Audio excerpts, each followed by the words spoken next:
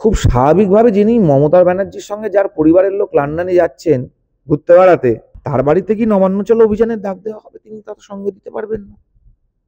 তার জমি জমা নেওয়া আছে, অনেক কিছু নেওয়া আছে, ঘুরে বেড়াচ্ছে তৃণমূলের সঙ্গে, সব 24 ঘন্টা রাজনীতি করবে না। তারপরে সাধারণ মানুষ তারা তো আমন্ত্রণ জানাতে গেছিল, তাহলে তুমি অ্যারেস্ট করলো কেন? যদি সুমোটো অ্যারেস্ট করে থাকে তাহলে সৌরভ গাঙ্গুলি তো থানায় একটা ফোন করেই বলতে পারেন, পাশ কাটিয়ে চলে যাওয়ার কিছু।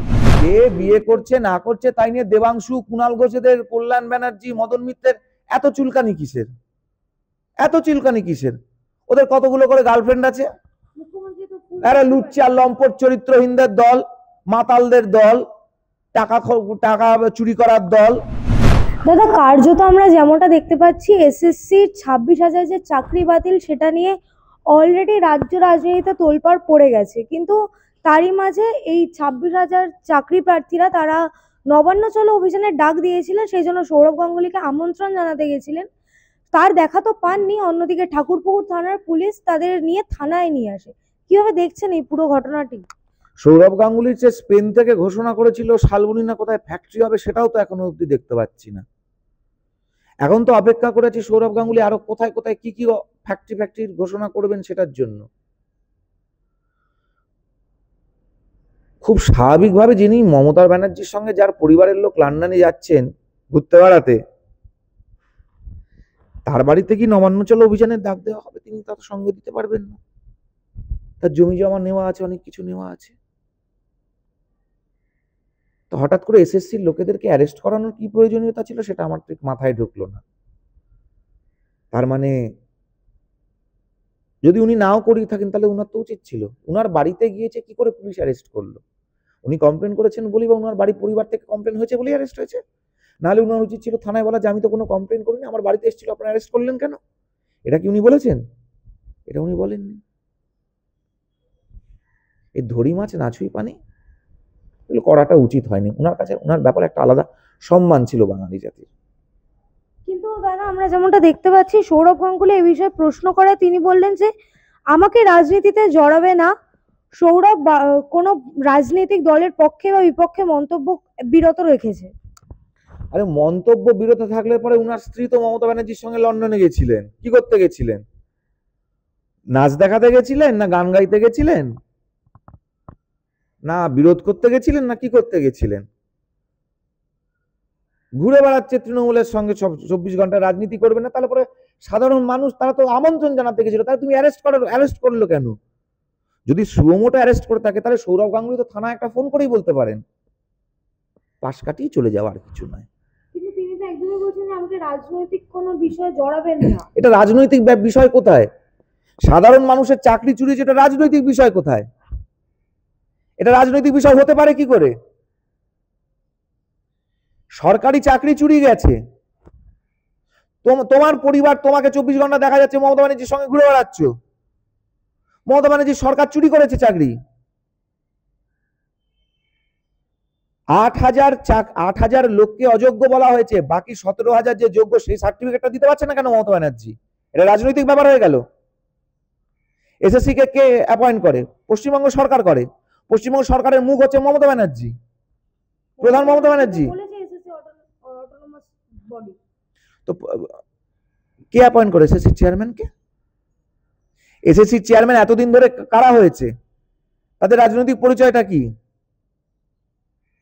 কোন ঘরের? যদি রাজনৈতিক ব্যাপার নাই থেকে থাকে তাহলে এসএসসি বলতে পারছে না কেন যে 25,000 যাদের নাম বেরিয়েছে তার মধ্যে 8,000 অযোগ্য আইডেন্টিফাইড, তাহলে বাকি 17,000 যোগ্য। এই 17,000ই হচ্ছে শ্রেষ্ঠ 25 লাখের মধ্যে যারা পরীক্ষার্থী ছিল। এটা বলতে পারছে না কেন এসএসসি? কে বাধা দিয়েছে এসএসসি চেয়ারম্যানকে বলতে? কারণ যদি এখন বলে দেয় যে এরা আইডেন্টিফাইড অযোগ্য, এরা আইডেন্টিফাইড যোগ্য, তাহলে অযোগ্যদের কাছ থেকে যে টাকা নিয়েছে, লক্ষ লক্ষ টাকা, 10 লাখ 15 লাখ কত লাখ টাকা করে নিয়ে হচ্ছে কেউ জানে না, এক এক জায়গায় এক এক রকম সংখ্যা। এই টাকাগুলো তো মমতা ব্যানার্জির দলকে ফেরত দিতে হবে। দোলা সেনের 75-25-এর ভিডিও তো আমরা দেখেছি, কে 75 নিয়েছে, কে 25 নিয়েছে।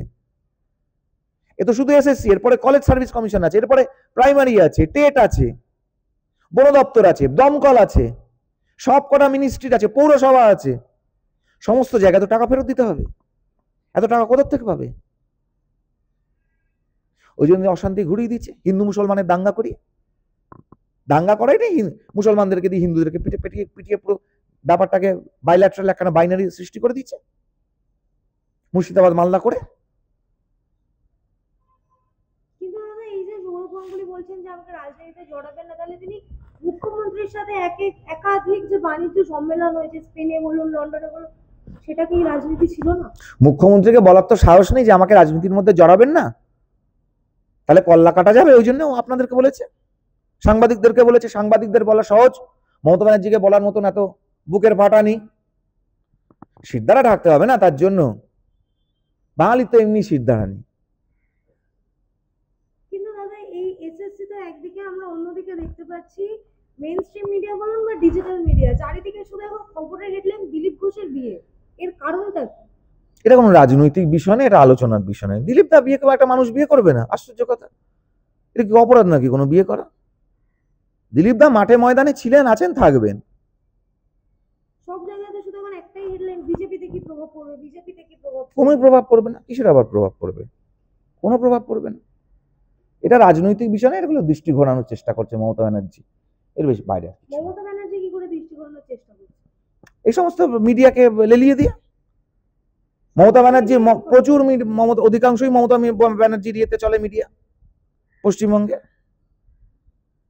সমস্ত মেইনস্ট্রিম মিডিয়াই তো একদম, যাতে মুর্শিদাবাদের থেকে, মালদার থেকে, মোথাবাড়ির থেকে 26,000 চাকরির থেকে দৃষ্টি সরে যায়, তাতে মমতা ব্যানার্জির লাভ হবে তো। ওই জন্যই তৃণমূলের নেতারা উল্টোপাল্টা মন্তব্য করছে, করে খবরগুলোকে জিইয়ে রাখছে। কে বিয়ে করছে না, কে বিয়ে করছে না করছে তাই নিয়ে দেবাংশু, কুণাল ঘোষেদের, কল্যাণ ব্যানার্জি, মদন মিত্রের এত চুলকানি কিসের? এত চুলকানি কিসের? ওদের কতগুলো করে গার্লফ্রেন্ড আছে। এরা লুচ্চা আর লম্পট চরিত্রহীনদের দল, মাতালদের দল, টাকা চুরি করার দল।